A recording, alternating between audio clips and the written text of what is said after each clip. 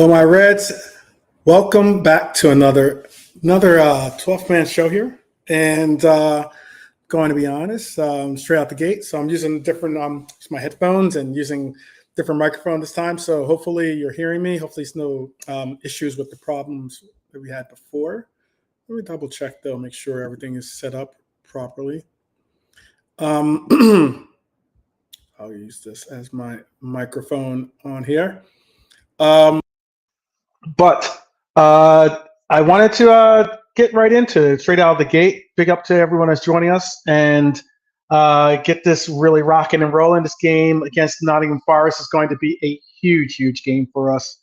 So I'm thinking, what do we need to do? And that's the biggest probably question on a lot of our minds, a lot of our thoughts and minds and brains and whatever you want to call it. So this game is going to be big. This is bigger than just 3 points. This is bigger than bouncing back from Manchester City loss. This is bigger than, a lot of different angles of finding maybe form for a player here or this or that. This is about resurrecting this season. This is about trying to do our best in possibly bringing about some lifeline to everything that we have going on this season.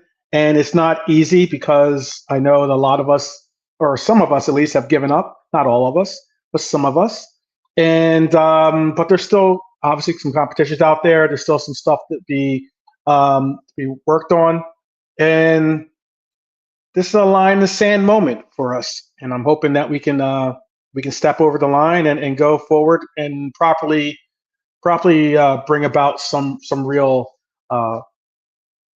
some real positive things for our club, because lately it's been tough sledding, to say the least. It's been really tough sledding.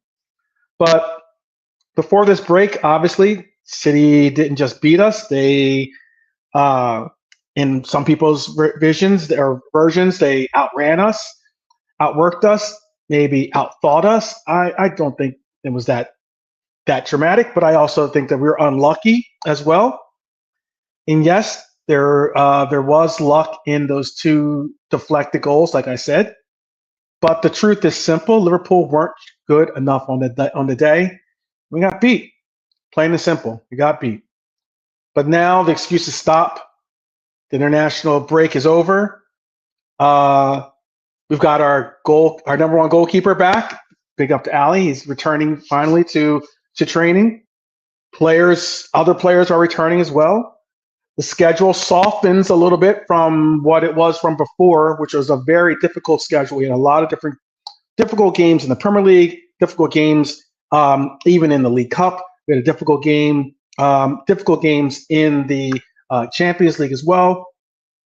But this is where the stretch where champions fight or pretenders fold.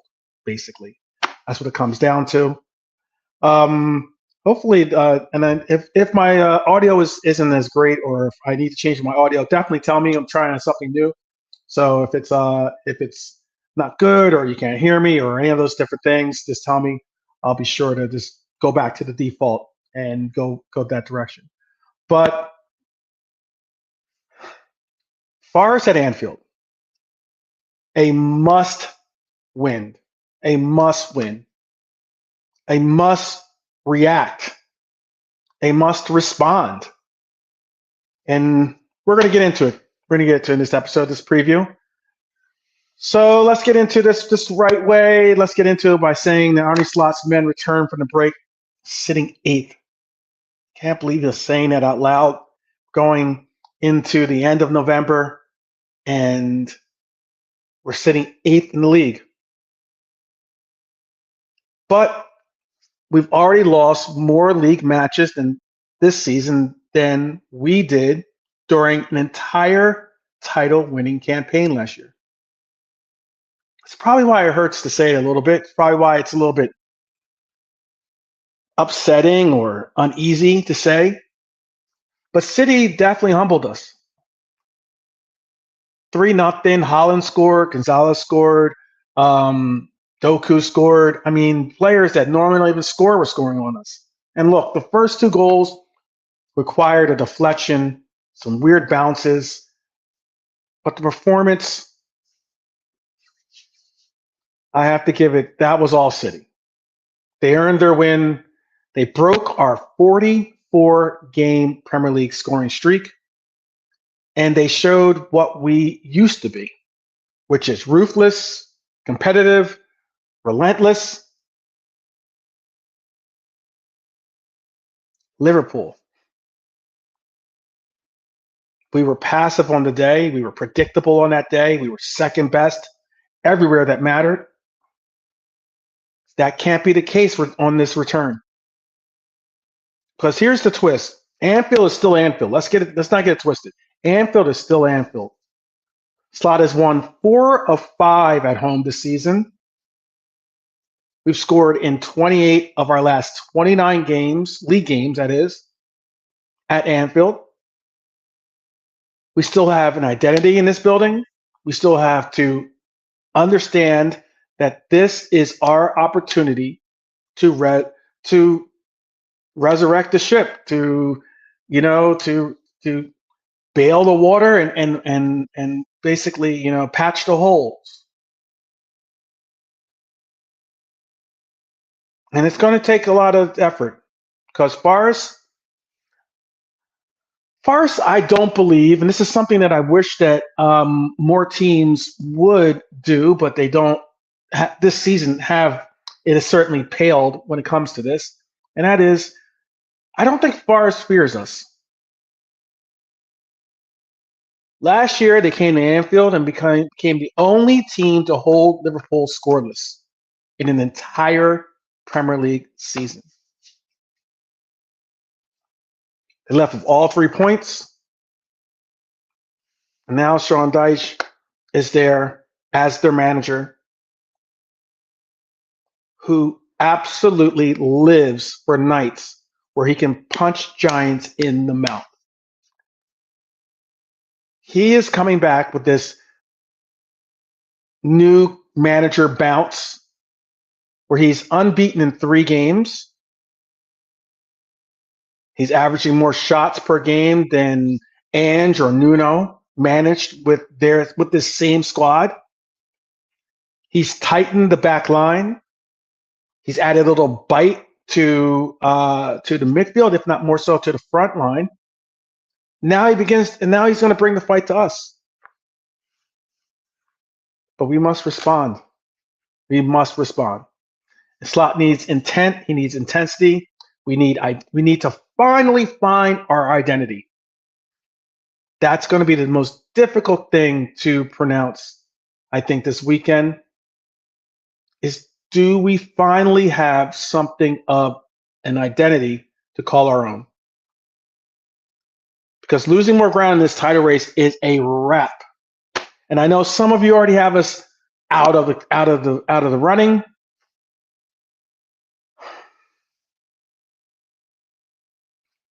Eight points is not an insurmountable lead.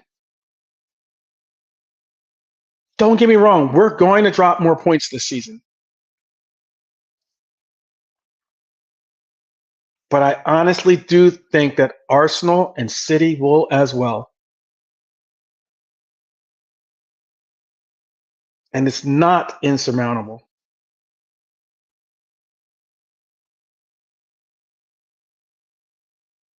We're out of mulligans, but we definitely have to fight and continue to show some type of pride. And I believe, honestly, that we will do that. I honestly do believe we're going to do that.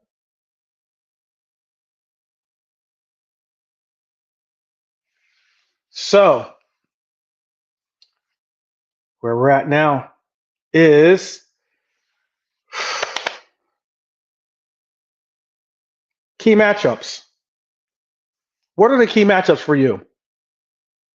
I have certain key matches that I think are going to be important in this matchup and in this game coming up. I think that we have a couple of players that we have to definitely focus on. A couple of players that are going to focus on our players as well. These are the battles that decide the match. And Forest are dangerous on transitions. We all know that. It's where they're going to sit back. They're going to wait for us to counter and try to bring out something for themselves. I know Liverpool have been fragile defending counters, long balls, set pieces. Jeez, just a long list.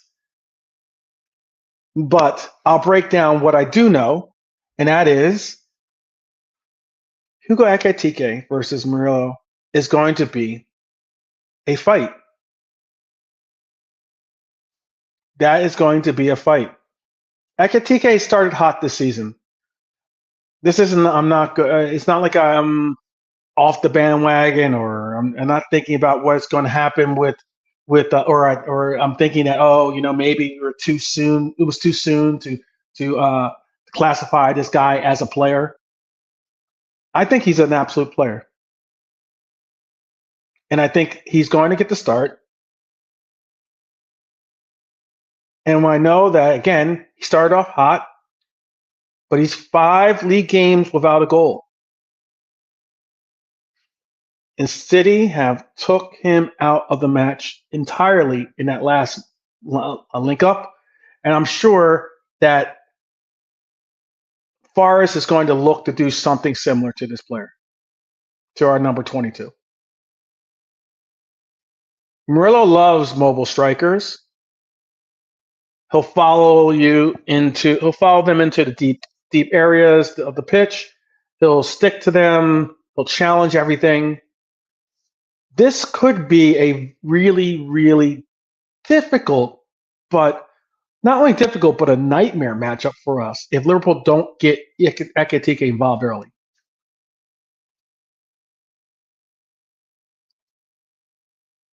Big up, Red Armchair Supporter. Big up. I know. I was wondering why it was. I noticed that the viewers was a little light when I started the show, but it's all good. It's all good. I appreciate the fact that you saw that we were live and that you hopped on over. Shout out to Trap Joe too. Big up Joe. Big up Red Armchair Supporter.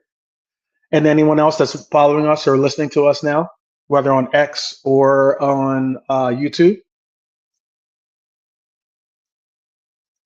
The second matchup that I have as being a key area to watch. We spoke on this yesterday. It is Dominic Szoboszlai versus the 100 million pound man.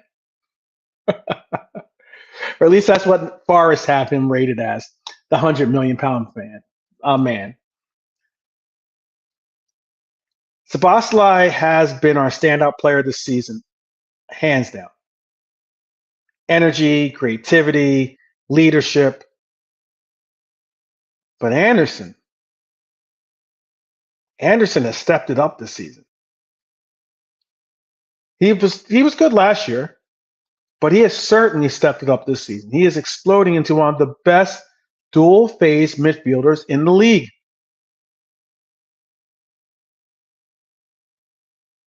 Big up Bonkers. Big up Bonkers. You should have told Bonkers. You should have told them to give me to do a Coppish raid for us. That would have been fantastic. But I wouldn't pay 100 million in Monopoly money process. Big up. Yeah, I agree with that completely. It is wild how the valuations have skyrocketed when it comes to players lately. But this is going to be a heavyweight class match. It's going to be a really, really thwarted chess match between Dom and Elliot Anderson.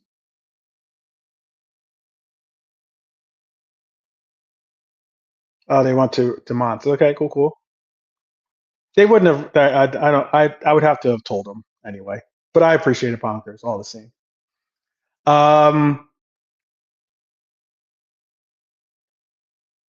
The final matchup that I have 3. The third one I have is Gravenberch versus Morgan Gibbs White. I think Morgan Gibbs White is going to be a pain in our neck. this weekend, and Grav has to step up and be not only offensive minded. I get that he wants to be offensive minded, but I think he might have to put a little bit of his offense on the back burner and focus a little on that defense, because we're going to need him. We're going to need him helping out in that back line occasionally, cutting off different channels and the likes. But Gibbs White is in form. I'll give you that. 2 goals in 3 games. He thrives in transitions. Something that's Liverpool's big weakness this season. You can't have Gravy disappear. And some would say that he somewhat disappeared in that City match.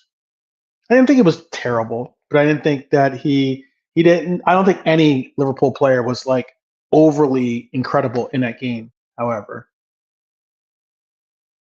And we're going to need him. This isn't the Etihad. This is home. He's on the verge of possibly signing a new contract. This has got to be something that we get completed and done, which is Grav signed to an extension and a refocusing of Grav in consistency when it comes to that DM role. Trapjo is asking, if we happen to lose, do you think there will be a rebellion? I do not think there will be a rebellion. I think the rebellion has already begun, to be honest with you. I honestly do think the rebellion has already begun. You can already hear it from a lot of different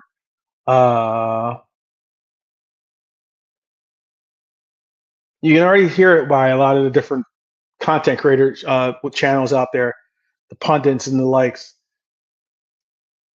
People are getting, I'd say who's rebelling is this.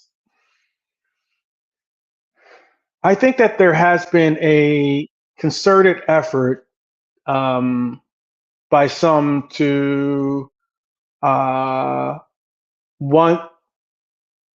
a concerted effort to want to abandon the slot in the slot era. Now, I'm not saying they're right or wrong, but what I am saying is I know that is the slot in, slot out is a new thing. And that's what I think is, if we are to lose this game against Forest, that's why I think this is a must win. If we were to lose this game against Forest, I believe that would be a real nail in Slot's coffin.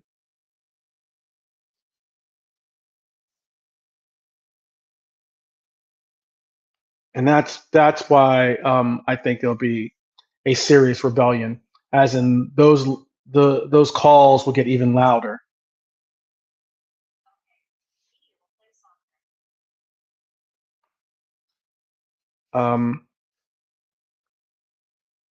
Yeah, they are. A lot of our fans are butthurt over a lot of different things. You're right about that. But I'll ask you in the chat, and if you're watching this on the replay, just answer this in the comment section. Which matchup do you have as being your focal matchup? What is your big matchup to watch this weekend? I gave you my 3. You could be one of my 3, or maybe it's one of your own. Maybe it's a variation of your own, using the same players or using different players. But what is your matchup? Do you think that is going to be essential to us having a positive outcome from?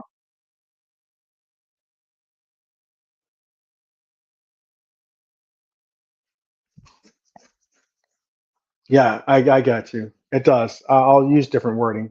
Trap Joe, I appreciate that.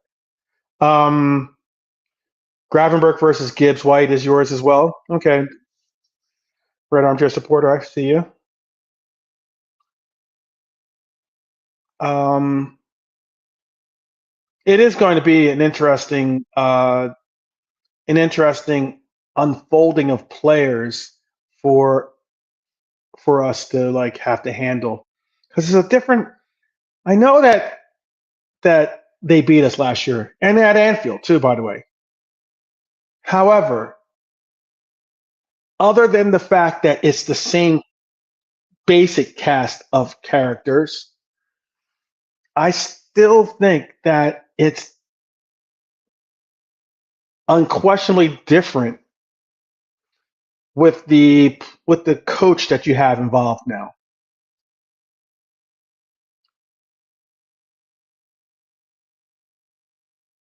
I got you, Trap Joe. All right, all right.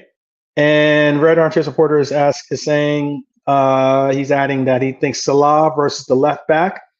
We have to start getting something from him before he goes to AFCON. It's a good point. It's a very good point. Him getting the rest and not playing that game, the last game that Egypt played, and the fact that Egypt's already qualified for World Cup. Um, I think that's pretty big. That is pretty big. It's interesting that AFCON is in a year that it's like still going on in the sense of this year, and I believe in being in a World Cup year, upcoming World Cup year. In midfield striker for Forest could be Elliot Anderson, Nicholas, Dominic Gibbs White, Hudson. I just brought down all of them. Hudson Odoi, Dan Nadoye. Um,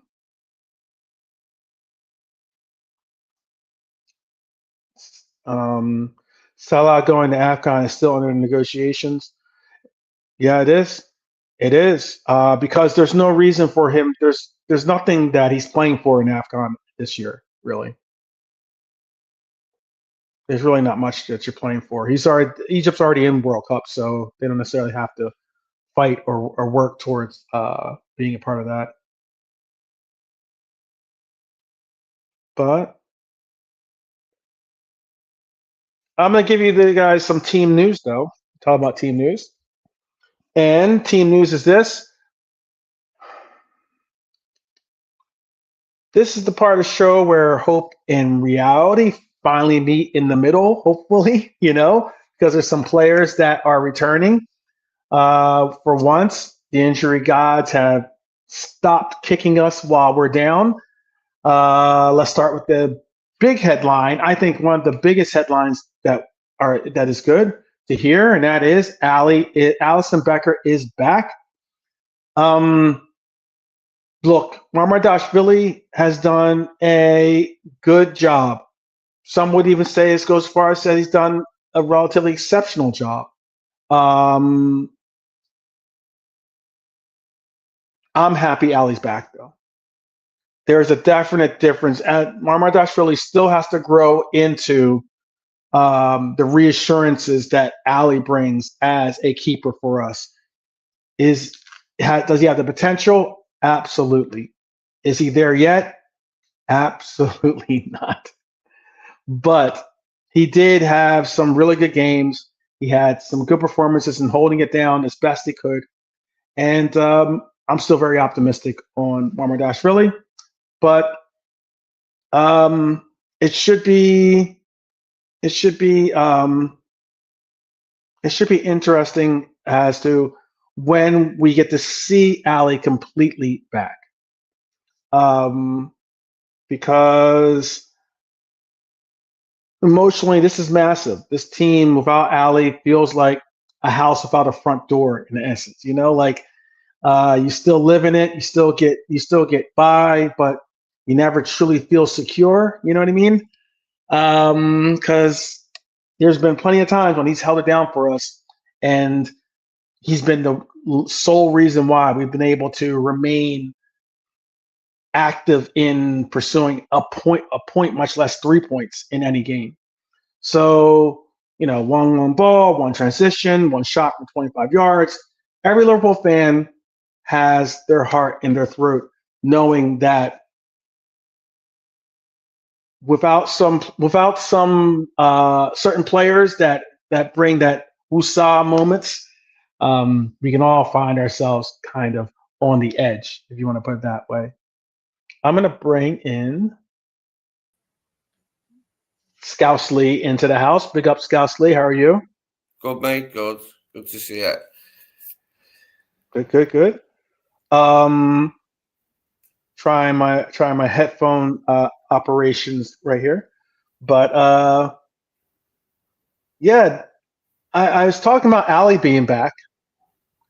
With Ali, the anxiety evaporates somewhat. With Ali, the back line can push higher up on the pitch. With Ali, Virgil can play like Virgil. Knowing that the keeper has a connection and knows his tendencies and the likes. I mean, with Ali, Liverpool look like Liverpool again. And again, this isn't a knock against Marmadashvili. It's not a knock against Marmadashvili. I'm just saying is I'm happy to have our first string keeper back between the sticks. How are you feeling about Ali being back? Yeah, I'm made up because he is the best goalkeeper in the world still for me. And, Mamardashvili showed flashes of, what we can expect from him. He's not, it's hard though, isn't it? Like, nobody really compares to Alisson, so it's always a great thing when he gets fit again. Pardon me. Callum had the same problem, didn't he? When Alisson's fit, he plays, doesn't he? When you're number two to him, like, he's always going to play if he's fit, isn't he? Yeah. I mean, you have to play your number two when you have to play your number two, but and it does hurt when you have to play your number two for an extended run, not just like a cup competition or something like that. But still out.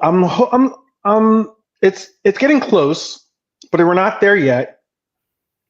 Obviously, Leone's not. I'm not talking about Leone's long term, but Frimpong is getting close to returning. The right side is still a puzzle without Frimpong's explosiveness, I think. Connor Bradley has been. I think Connor Bradley's been good, to be honest with you. I know. I know he's had some sensational games. He's not everyone's cup of tea. He's not everyone's answer for our right back. But I do think that Connor Bradley gets kind of I think Connor Bradley gets somewhat of a short end, like as in doesn't get the benefit of the doubt when it comes to proper evaluations. I honestly do think, but Frimpong is supposed to be returning in early December, and maybe we'll see an adaptation to our lineup with his inclusion. I think Bradley is. I think Bradley is. I think Bradley is our starting right back, and even when Frimpong comes back, Frimpong is going to have to fight to win that spot back from Bradley. I believe personally. Do you think different? He's got better, hasn't he? He wasn't like properly fit at the beginning of the season, was he? Bradley and Frimpong himself started the season like his first choice, but he's become fit, like, and he's been all right, hasn't he, in the last however many games. Like, he has a good game against Madrid, obviously.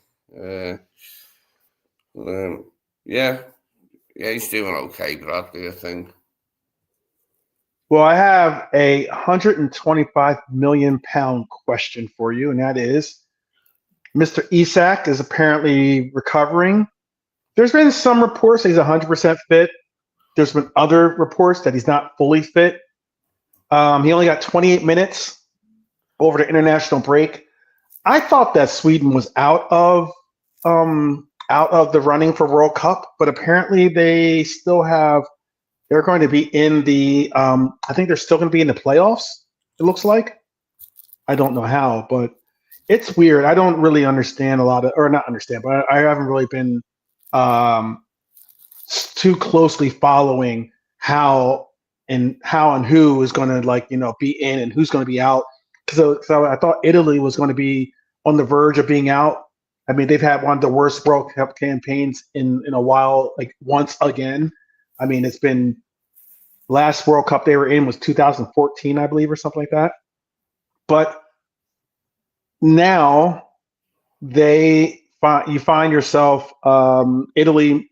It's in the playoffs. I saw, so I don't know what the situation is when it comes to that. So, but I thought I saw Sweden is in the playoff as well, fighting for a spot.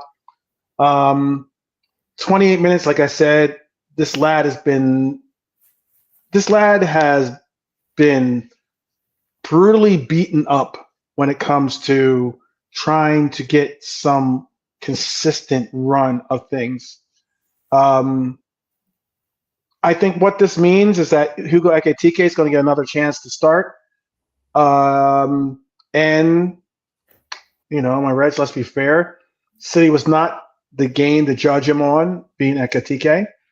We created nothing really up front. You were pinned back. There's no striker alive that was going to score in that setup. So during the international break, though, Ekitike looked alive. He looked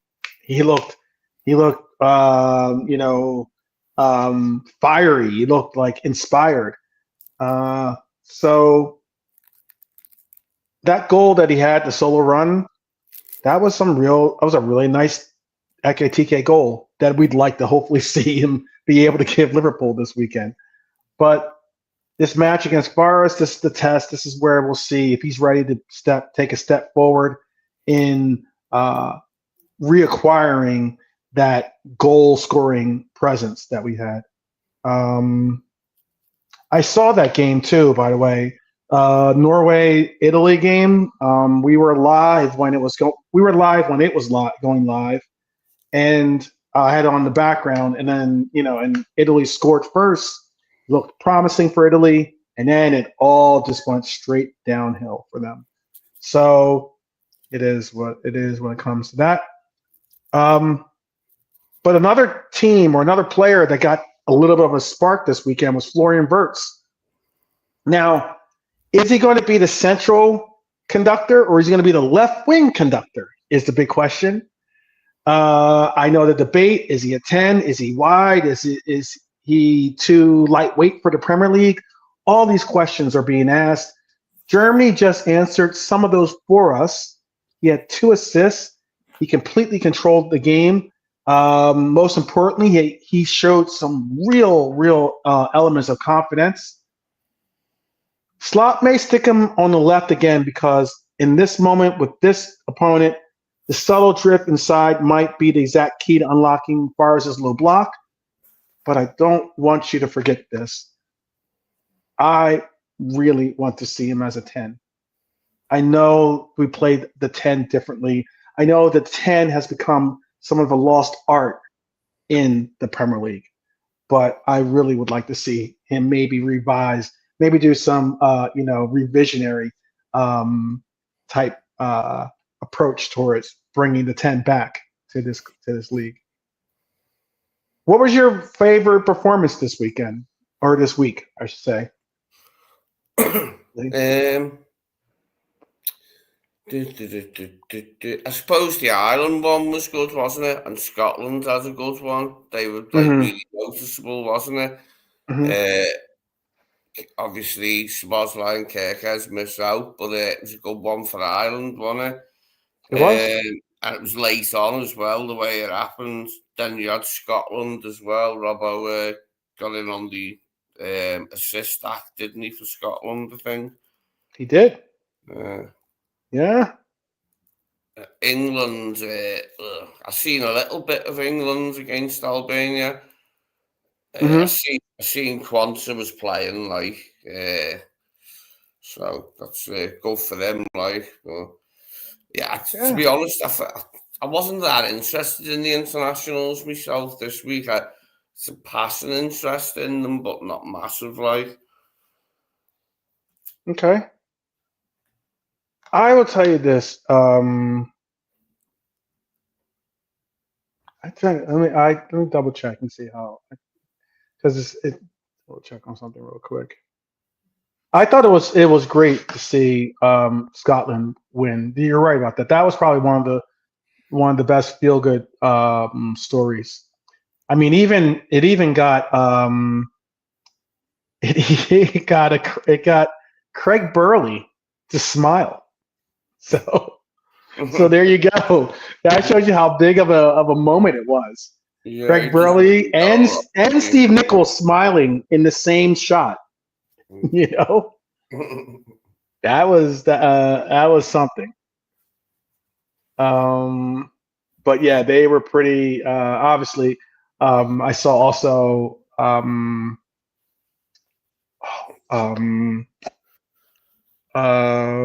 what's his name? I'm gonna go blank on his name now too.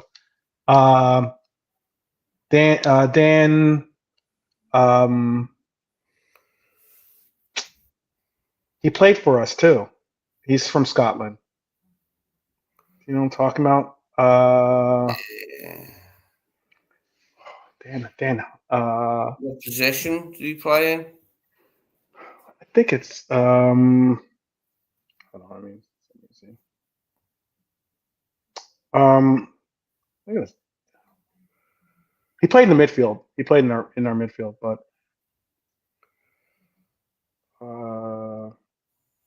what am I thinking of? No, I'm trying to think of who it was. It's not Doak. No, Doak did. Doak does play for Scotland. Yeah. Charlie Adam. No. What was that? What was that? His first name is Dan. I can't believe I'm going blank on his last name. It begins with an H.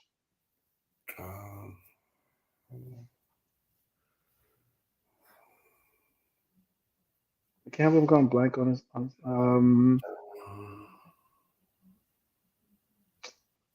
I think he played for Everton too.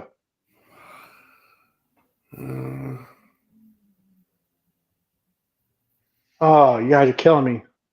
I hate when I go because it was. I can't think of it either. I can't think of it. A Scottish player, Dan. Dan Hutchison, right? Oh, Don Hutchison. Don Hutchison. I said Dan. I meant Don. Excuse me. Don Hutchison.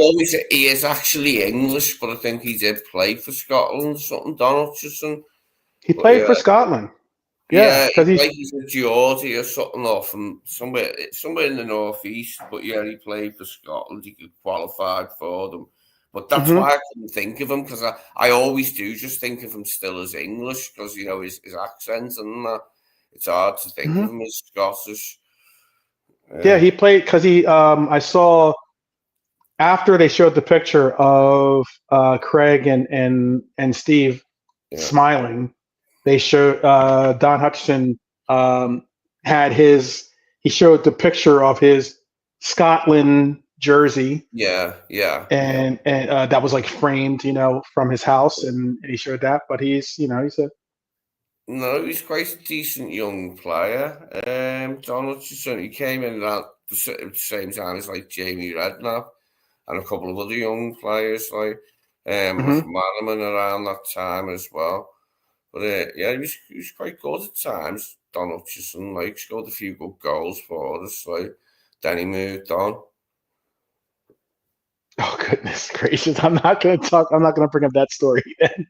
I just saw. I knew it was something about he did something bad or something.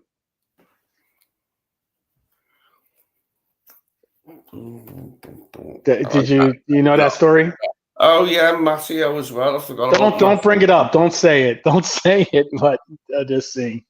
Matteo was another one who, like, not got a Scottish accent or anything. Like, sometimes it's hard, when you say a Scottish player, you think of somebody actually born and raised in, like, Robbo's Scottish, isn't he, in that sense, like, He's actually born and raised in Scotland. Yeah, Hutchison, not so much. Like. Yeah, I know that we sold him to West Ham. I remember. I know we sold him to West Ham because of something. I didn't know exactly. I remember it was. I know it happened. I definitely know it happened. But I just I didn't know the exact specifics of it, but I knew it was something about the locker room or something like that, that he had done something kind of like that. The tabloids, I think, had picked up or something. So there is something this weekend a little bit different. It's not necessarily partake. It's not exactly going to anything particular towards Liverpool, but it is about the World Cup. I will say this. Shout out to Curacao, a country that probably most people don't even know of. You probably if I gave you a map, I bet you and gave you 100 tries, you probably wouldn't be able to even pick out where it was on the map. However, Curacao have qualified for the 2026 World Cup. It is something incredible because I think their manager, let me get this straight, is Dick Abacast, the small Caribbean island. What's that? Is it Dick Advocat? Yeah, Yeah. Yeah. Small Caribbean island will become the smallest nation to ever play in the tournament. And yeah. It's a mad one, isn't it? Like, it'd be interesting to see them and that. Like, there's always new teams. Like every time there's a World Cup, there's always at least a couple of new teams who've never been there before. Their island's population is 185,000 people. Small island. Small island. Small island. I mean, that's not even some people's towns in some of our countries that we have here across the globe here that people tuning in. But they had a dramatic trust. I know you guys, some of you guys just came back off of from Copish. I noticed they probably didn't bring up this fact, but it was pretty incredible because they have their roots in a lot of a couple of the guys. I think if not all of them have their roots in Jamaica.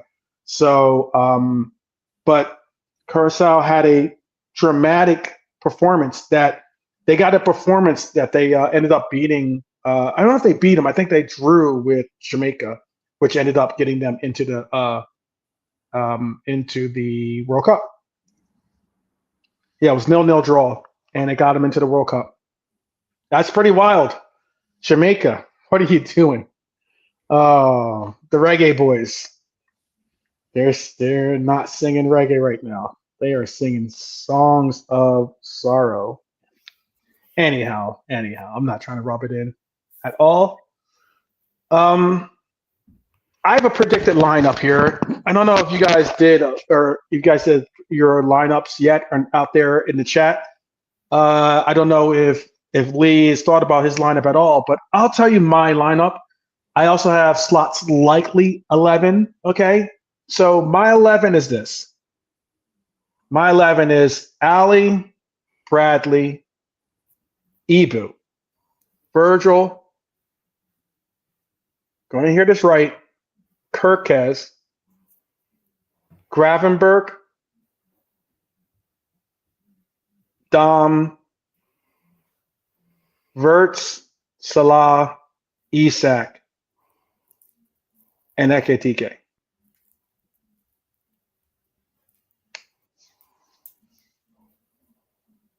Now, I think Slot is going to go with Ali, Bradley, Kanate, Virgil, Kirkes, Gravenberg, McAllister, Dom, Salah, Ekitike, And I do want him to. I'm hoping that he goes with Cody Gakpo.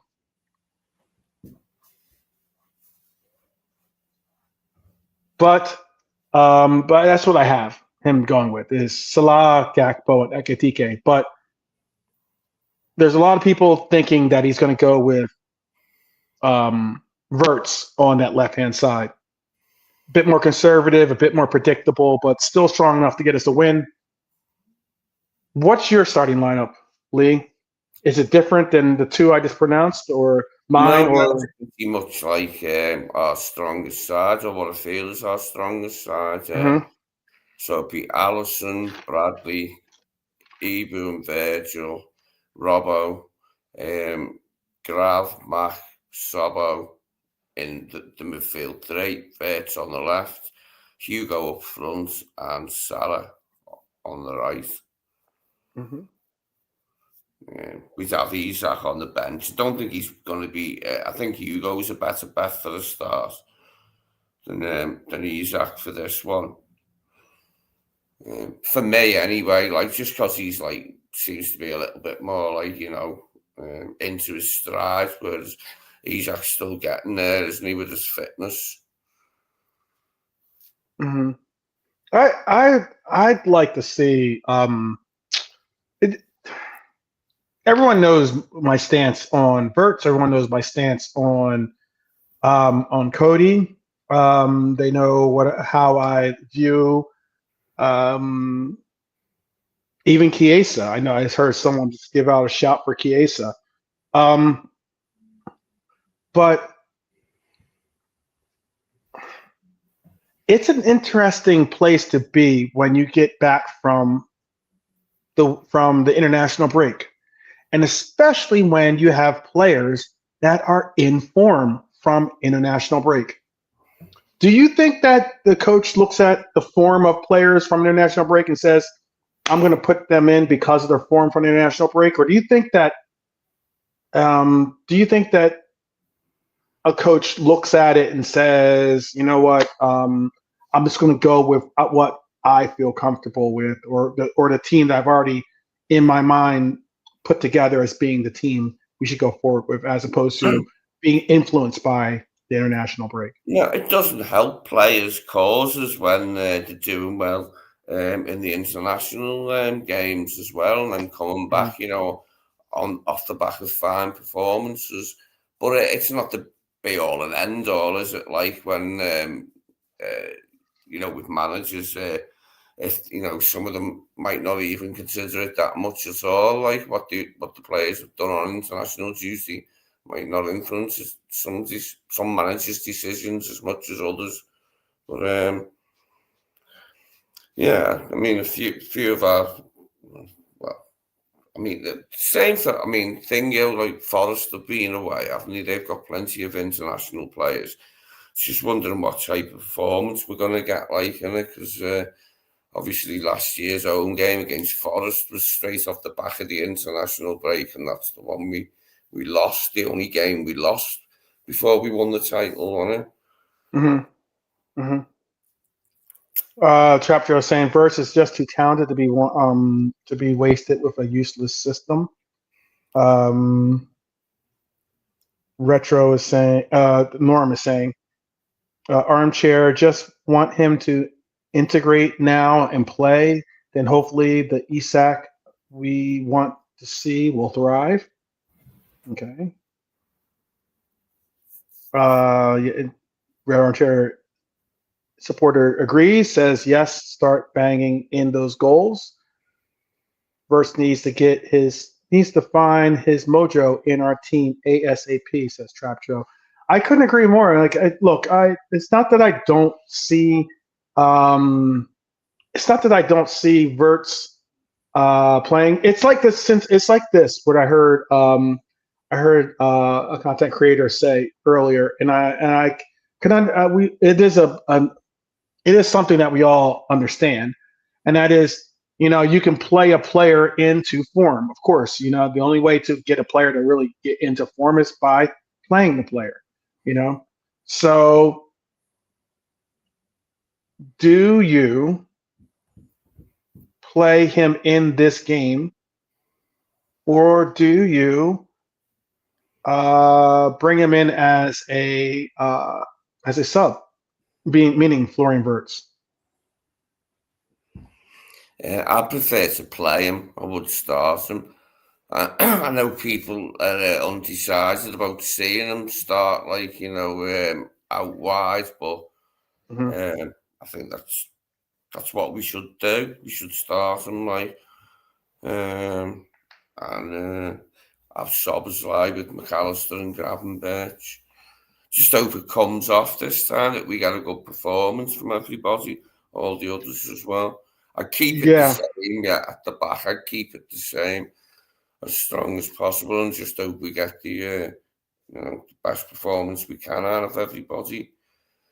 Well, Diceball is the incoming, right? Diceball incoming, right? Forest are going to be traveling to Anfield with Douglas Luiz out.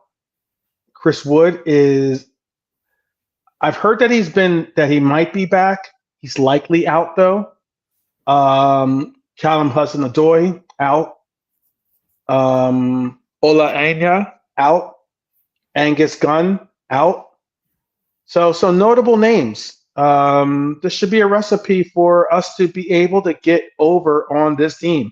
Be able, despite them wanting to play their defensive shell, this should be an opportunity where Liverpool can pass and press and get into a place where we get them into a place of submission, where we can really get something started, maybe get a goal or two to kind of push them out of their shell, to make them have to try to like play football as opposed to just sitting back and wanting to play that defensive park the bus style of football. Forest with Dyche has been different this year. What's wild about it is Dyche has had a higher XG. He's been more direct with the threat of the team. Morgan Gibbs White has had a rebound of like form under Dyche, as he's getting into some of that form that was getting him looks from Spurs and City last year. 2 goals and 3 transitions at pace, swagger through the roof. Morgan Gibbs White is a good player. This isn't the soft form of what we saw at the end of last year and the beginning of this year for Forest. This is something that we're actually seeing them take to heart Dyche ball completely. So should Wirtz start at left side as our left-sided playmaker, or would you play him as our 10 first off? Lee. For the upcoming games on the left, because Szoboszlai's energy and like pressing and that is needed essentially for me. It's going to be quite a tough game against Forest, I think. Like, and we could do with Dom's physicality, I think, in the 10, and Wirtz starting out on the left again. Okay. I mean, I'm gonna ask you. We were save him as a sub, couldn't you, and play cozy? But I prefer to play him, I think, rather than dropping him. Do you think this could be an opportunity, considering that we're going to need a player that's going to be able to pass through the lines? Do you think that this is an opportunity to maybe play Gomez, or is that too ambitious? Ambitious with the thinking. Not yet. Not yet for Joe. Might play Joe soon, especially if Ibu doesn't buck up his form. But for this game, I think with it being like Chris Wood, should be Chris Wood, like, Ibu and Virgil because, like, obviously you've got other aerial threats, like, but he's the main one. And I think for this, go with Abu and Virgil. Okay. Well, I'm gonna hit you with 15 different types of stats. Okay, but I'm gonna shape this into some fun trivia for us. 15. I'm gonna give you 15 high quality trivia questions. Excuse me. Arne Slot takes charge of Liverpool for the 50th time in the Premier League. How many matches has he won in his first 49? If you need me to give you multiple choice, I'll give you multiple choice.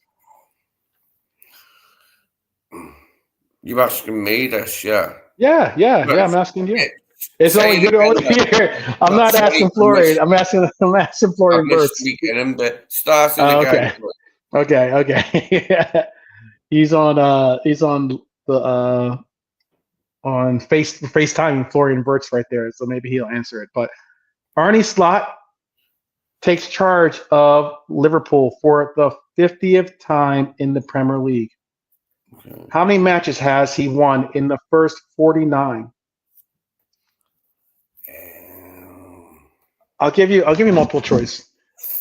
Is it A, 27, B, 29, C, 31, or D, 33?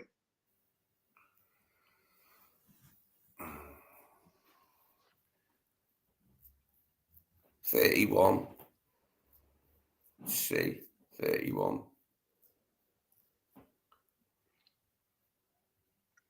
You said 31? Uh-huh. It is C, 31. You are correct. All right. Okay. All right. So I'll give you 2 points if you don't go multiple choice. I'll give you 1 point if you go multiple choice. How about that? All right. Since 1952, Liverpool have played 15 matches on November 22nd. How many times have we lost? Since 1952, we've played 15 matches on November 22nd. How many have we lost? Do you need me to give you multiple choice? Yeah, go on. Multiple choice is A, 0, B, 1, C, 2, D, 3.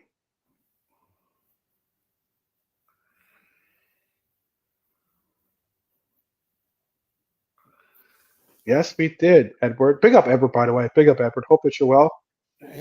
I'll say just one loss. B, 1 is your answer, and that would be.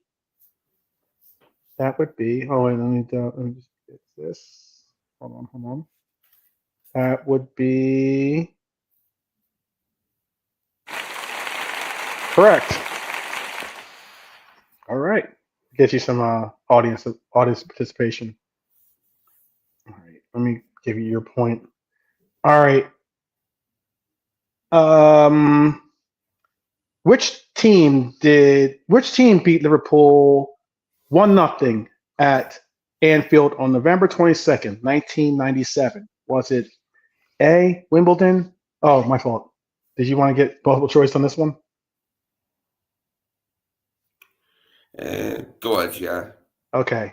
Is it A, Wimbledon, B, Charlton, C, Barnsley, or D, Leicester?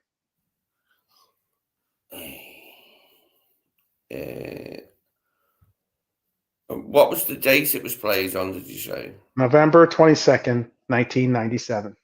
November 22nd, 1997. I'll say Wimbledon pieces.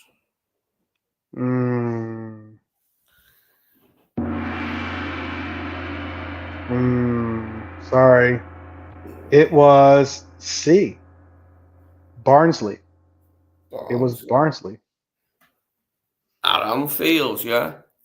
Yeah. That's what I have down.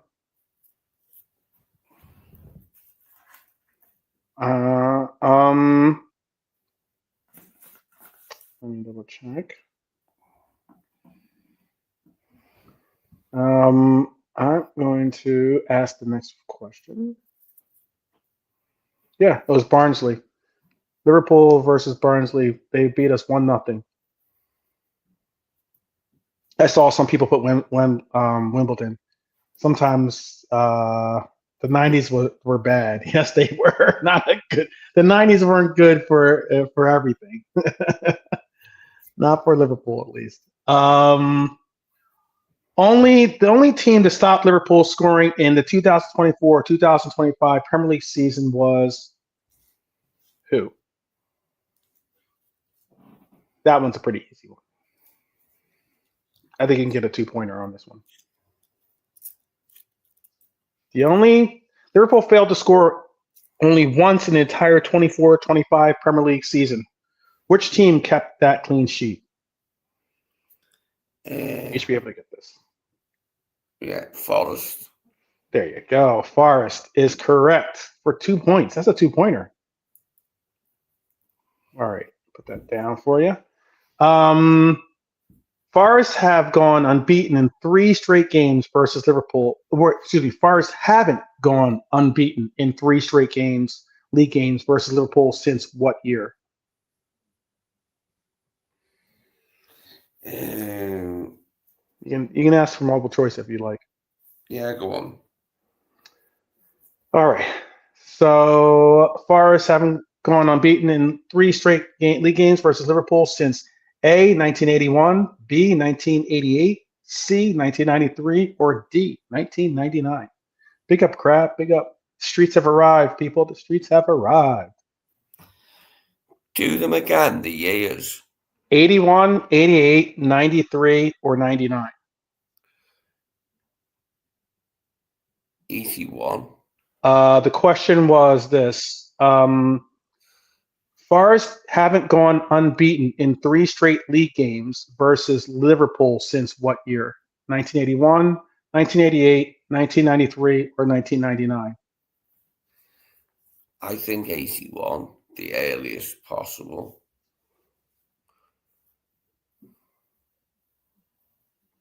It would be.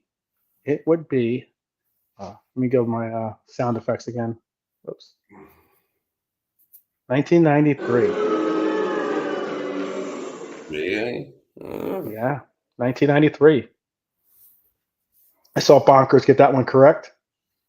Yep, Norm got that correct. 93. All right. Let's see. How many Premier League teams have not won an away match this season? This is an interesting one. How many Premier League teams have not won an away match this season? Um, And I'll give you extra points if you can guess who they are or who it is. no, I'm struggling. I would say. Do you want multiple choice? I can give you multiple choice. Go on. Is it A2, B3, C4, or D5? How many Premier League teams have not won an away match this season? 5. I reckon 5. You're going to go with 5. Yeah, that's what I was going to say anyway. Before you said multiple choice, I was thinking 5. Thinking 5. Yeah. Norm is saying 3.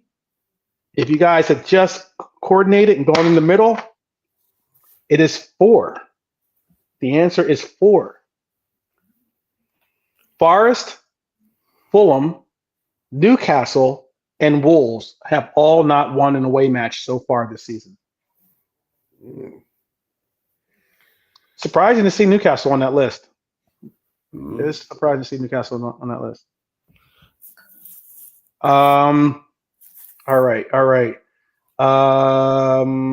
So that's a goose egg on that one. That's another goose egg on that one too. All right. So Forest's last 6 away matches versus reigning champions have ended in a combined score of what? This one's tough. I'll give you multiple choice because this is tough. Is it A, 16-3, B, 20-4, C, 24-2, or D, 27-5?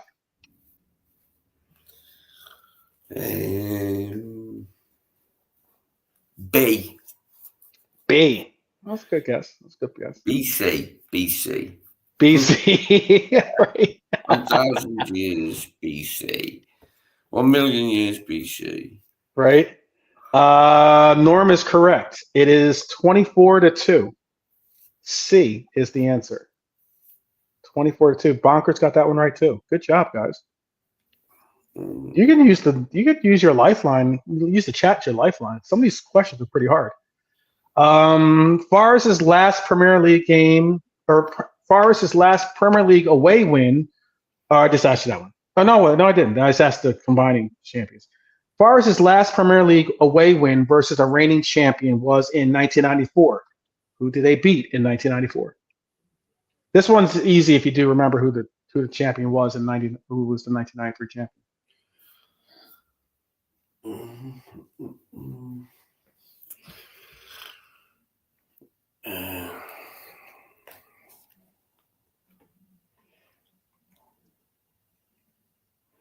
Oops. Do you want to take? You want multiple choice, bro? Yeah, go ahead. Okay. Was it A, Arsenal, B, Blackburn, C, United, Manchester United, or D, Leeds? Did what? Was it, sorry, the question? Forest's last Premier League away win versus a reigning champion was in 1994. Who was it against? Right. Okay. 1994. Well, it must have been United. Yes.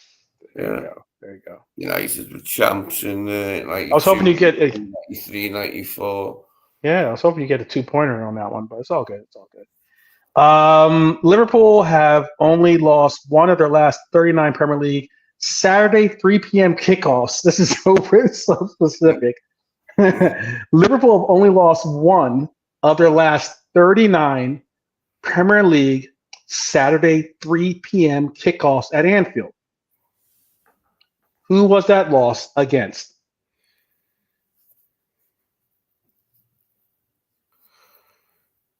I can give you multiple choice if you like. Yes, I would like that. Okay. It's kind of Aston Villa, Chelsea, Nottingham Forest, or Spurs.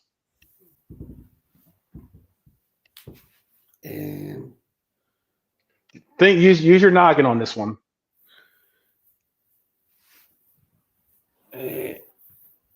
Say it again, the entire question. Okay. Liverpool have only lost one of their last 39 Premier League Saturday 3 p.m. kickoffs at Anfield. Who was their last loss against? Villa, Chelsea, Forest, or Spurs? Oh, Forest, wasn't it? Okay. There you go. All right. It is a Liverpool Nottingham Forest preview, so chances are it would have been Forest, not too hard on that one. But all right. Mohamed Salah is about to make his 300th Premier League appearance for Liverpool. Mm-hmm. He will be the 5th player to reach this number. Who, out of the next 4 people, is not one of the other 4? Is it Jamie Carragher, Jordan Henderson, Dirk Kuyt, or Sami Hyypiä? Dirk Kuyt. You tell me. I'm going to say Dirk Kuyt made less appearances than them other ones you've named. It would be correct. Dirk Kuyt is who is not one of the 4, not one of the other 4. Yeah, sounds about right, doesn't it? Sounds about right, Dirk Kuyt. All right, Salah has 276 Premier League goal involvements for Liverpool. This ties the record for most goal involvements for a single club with who? I can give you multiple choice, or if you want to take the 2-pointer, I'll let you do that. But Salah has 276 goal involvements. That means he's, had a goal or an assist, okay, for Liverpool. That ties the record for most goal involvements for a single club with which player? And give me the club too that the player is associated with too.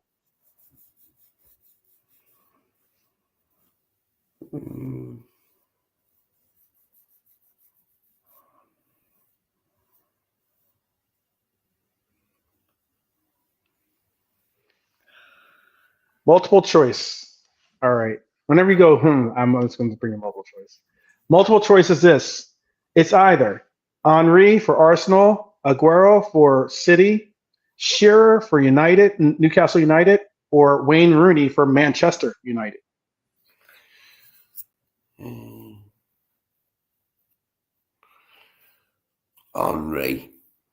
Henry.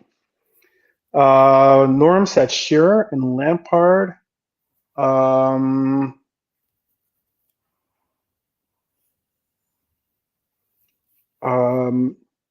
It is.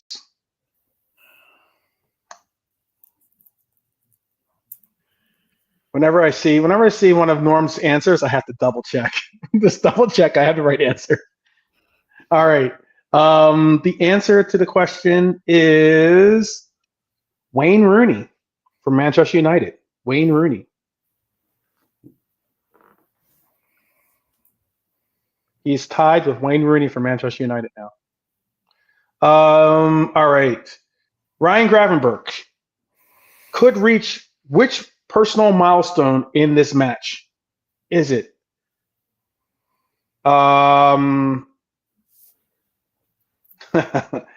is it 50 Premier League appearances? Is it 100 appearances for Liverpool? Is it 100 Premier League starts?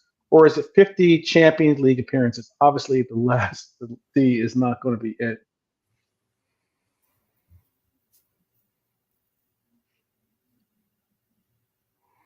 You can cross off D. So 50 Premier League appearances, 100 appearances for Liverpool, 100 Premier League starts. Which do you think it is, Lee? For who, sorry, was it? This is for Gravenberch. What potential milestone will he reach? Is it 50 Premier League appearances, 100 appearances for Liverpool, or 100 Premier League starts for Liverpool? It starts, I would say. I would say starts, but unfortunately, it would be 100 appearances. Yeah. 100 appearances. Yeah. Starts would be tough because that would mean. Yeah. Shouldn't have said that though. Yeah, that would be tough. All right. Against which team did Alexander Isak have his joint highest Premier League goal tally of 6 goals? Was it Forest, Spurs, both Spurs and Forest, or neither? It's another team.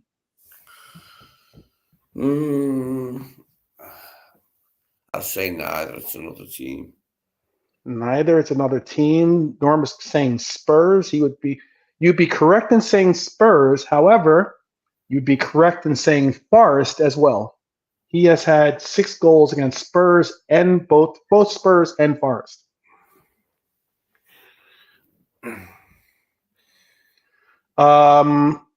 Forest have scored 5 goals. I only have 2 more questions in case everyone's starting to weary of these. This is a long trivia question. I'll have to make it 10 questions rather than 15 next time.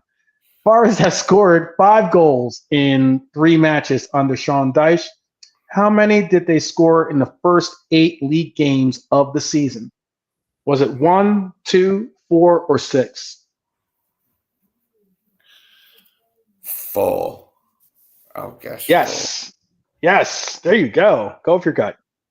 C is correct. 4 it is. 4. All right. Last question for all the marbles. Sean Dyche has only lost more. Sean Dyche has only lost more Premier League games versus 2 sides, Manchester City and Arsenal. How many has he lost versus Liverpool?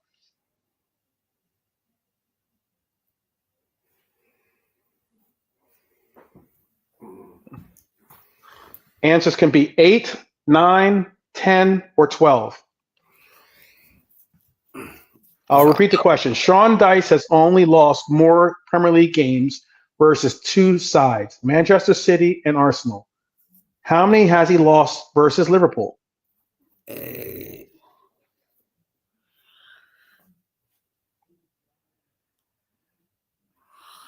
8, 9, 10, or 12? I know.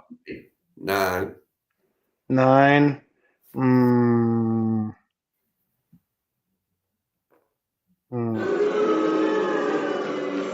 Oh, don't boom. He's trying. He's trying. Okay, there you go. There you go. Let's give him a little encouragement. Let's give him a round of applause. It was 12. The answer was 12. The answer was 12 that we're looking for 12. So there you go. There you go. The audience still loves you. Yeah. He beat us with Everton and Burnley. Yes, he did. But he has 12 losses against us. 12 losses. Well, I'm all out of trivia. And I believe, all out of updates. I guess what we're going to do now is just get a score. Let's get a prediction on this game here. Let's get a prediction. What's your prediction for this game? I'm going to go for 1-0 to Liverpool. Just a 1-0 win. 1-0. Okay. Okay. 1-0. Ugh.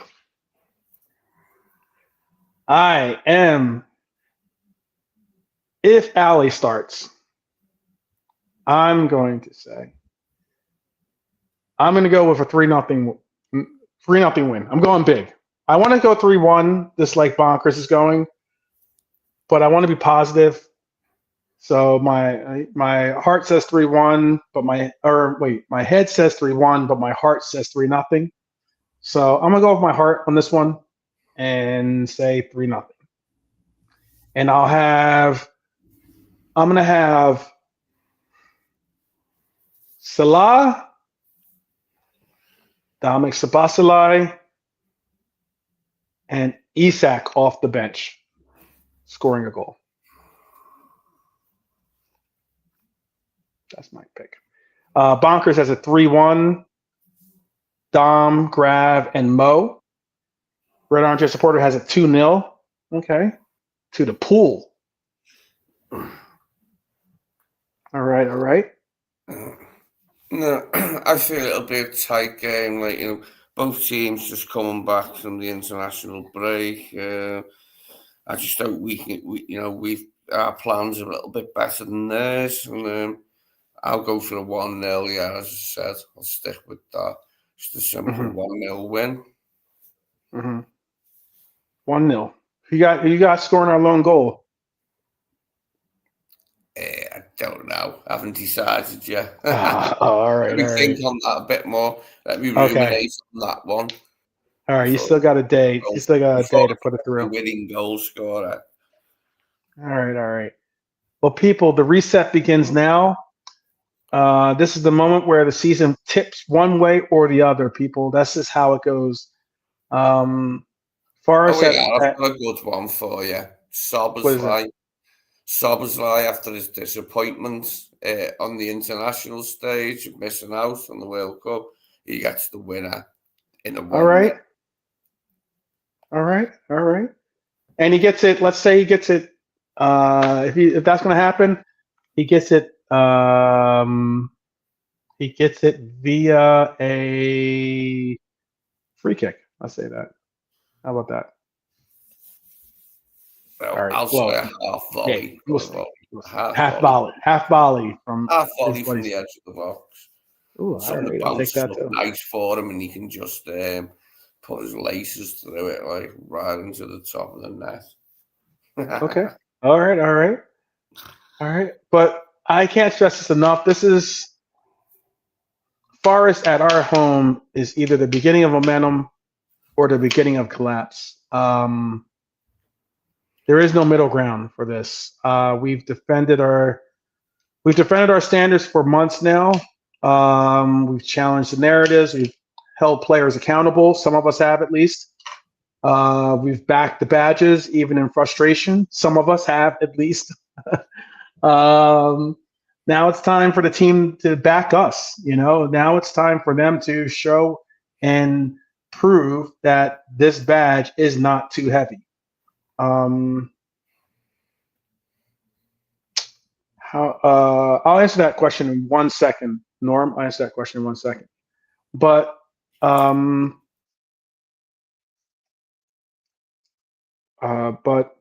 me get back to my thoughts. But this is something that we have to get through. This is, it's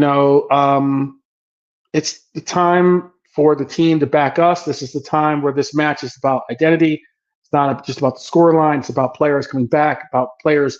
We're finally going to have a pretty close to full regiment of players that are expected to play, expected to contribute on a regular basis, on the starting basis for us. So this is not just about goals. It's about redefining our identity, about solidifying our identity. Because Liverpool, the real Liverpool, doesn't stay down. We always rise up, and we respond, we reset, and tomorrow or Saturday, I should say, we prove that again, hopefully. And that's what I'm hoping that we can do. So I think, let me see if so what was that? I saw Norm was asking, how do you upload a VHS tape to YouTube? I think that that's a really good question. I could do some research for you, because you're going to have to digitize it some way or somehow. I know Lee's not the person to ask at all, so I know he's not coming up with an answer.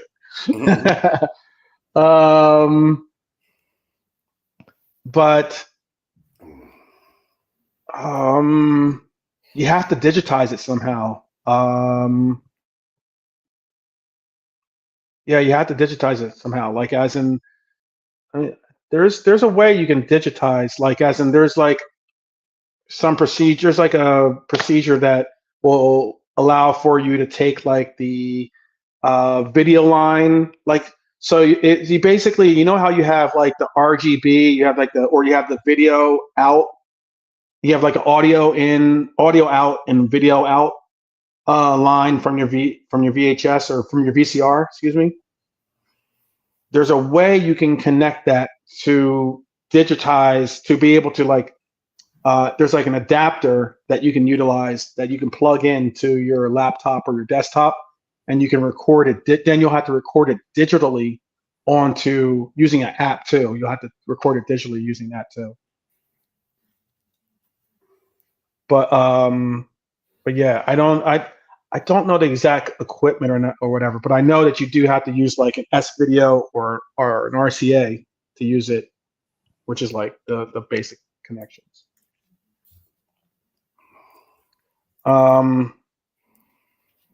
And then once you have it digitalized, you can just load it straight. You can just load it right up, and it's just a video on your computer, and you can load it up as it'll still be it'll have the VHS quality, but it'll still be something that you can load up from the likes. But mon frères and mon sœurs, we are at the end of the show. Lee, is there anything you want to talk about the game, or anything you want to bring up, or anything you want to say to the people? Well, just that we got a good performance, that we can get the 3 points, because we need to start off this period of games with a win, don't we? And try and keep going against PSV Eindhoven, which isn't unthinkable that we could get 2 wins. Then we got to turn our attention to away, haven't we? Away form, because we've been pretty shit away from home this season. Got to sort that out against West Ham, haven't we? Real quick, do you think that we're out of this race? Do you think that this is basically if we win this race or win this game, excuse me, do you think that we still have a chance? Or do you think we're out of it? We're just playing for vibes now.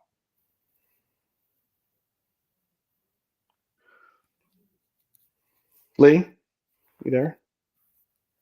No, go on. I was just asking. I was asking. Do you think that we're in this? Do you think that with a win we could still arguably work our way back into contention for the title, or Yeah, are we definitely, waiting for yeah. vibes? Yeah, things would have to go well. Like we'll have to start going on a run. But we can do like if we go on a run, Mm, something like what we said. It's a tall order to go on the sort of run we were on last season, and we won so mm, many games in a row. But stranger things have happened. they have. 8 points isn't like insurmountable, is it? We Yes. could definitely chip our way, chip away at that way. The 8 points. It's that, mind you, they've lost Gabriel now, haven't they, for a bit? Yeah. I just want to see us get back within like 3, 4 points, something like that, something manageable that we can keep pace and They have did. and put some real pressure on their Uh, meaning both City and Arsenal. yeah, I Put some know. I real forgot. pressure. You forget about City, but they're ahead of us. But like with Arsenal, I mean, they did There's a look. lot of teams ahead of us right Um, now. you Yeah. know, So Arsenal let's. look. Yeah, Arsenal looked very efficient, didn't they, before the break? They looked like getting the win like every time they played, which they fucking did. And We'll see. We can only see. yeah, I mean, I can see them still doing that now after the break, even without Gabriel. But over the course of the rest of the season, there's still a lot of league games left to go, isn't there? We're not even at the halfway point yet, really, like games wise, are we? So Hmm. there's a lot of football still to be played. But It is a lot of football. Fine. yeah, There is. they've earned themselves that. You can argue like whether the way they do it is much of a good thing, like with the over reliance on set pieces, but it gets the job done, doesn't it? It's something we've got to come up with, something we've got to counter, we've got to come up with, like. And he said that, didn't he? Anyway, Slot. He said, and he was talking about all teams, wasn't he? Like, improving on set pieces. And after he said it, we didn't improve on set pieces. We didn't, but this is our opportunity to make the most of it. Yeah. So let's just hope that we have anyway for this game, because we'll definitely be tested by Dice with set pieces. He'll get as many as he can into our bloody box, and as many Yeah. long balls as he can. We just got to stand up to it, haven't we? And Yeah. hopefully the firepower we've got, like the amount of players we've got that Overcomes it. score a Yeah. goal. Yeah. I think the biggest thing is what Norm is saying too. One of the biggest keys to tomorrow, or excuse me, Saturday, is not conceding early. That's been a real uh, ugly trend that we've picked up once again. We had that trend, for a brief moment with Klopp too. And that was during our era of where we were really struggling to get results, and we rely on comebacks and the likes. But we can't concede early. Not off of some, not we had to have our concentration levels fully fit and fully engaged the entire match, and it's important that we do so. So we'll see Saturday. Look, we're gonna do another. We're gonna do some updates on some of the things that are going on in the league, with transfers or rumors or player updates. Maybe have some new updates on some new players getting back from injuries. Give you a couple of league updates. Maybe even give you a fantasy football update as well for those that are participating in our fantasy football league. And I guess until then, you want to say peace out. Yeah, just cheers to everyone in the chat. Cheers for your contributions, and we see you tomorrow. Definitely so. See you guys tomorrow. Definitely hope that's a fantastic night, morning, evening, afternoon, whichever the case is that you're watching this live or on replay. But as always, up the Reds each and every time. And please remember, you'll never walk alone. So we'll see you tomorrow, and take care.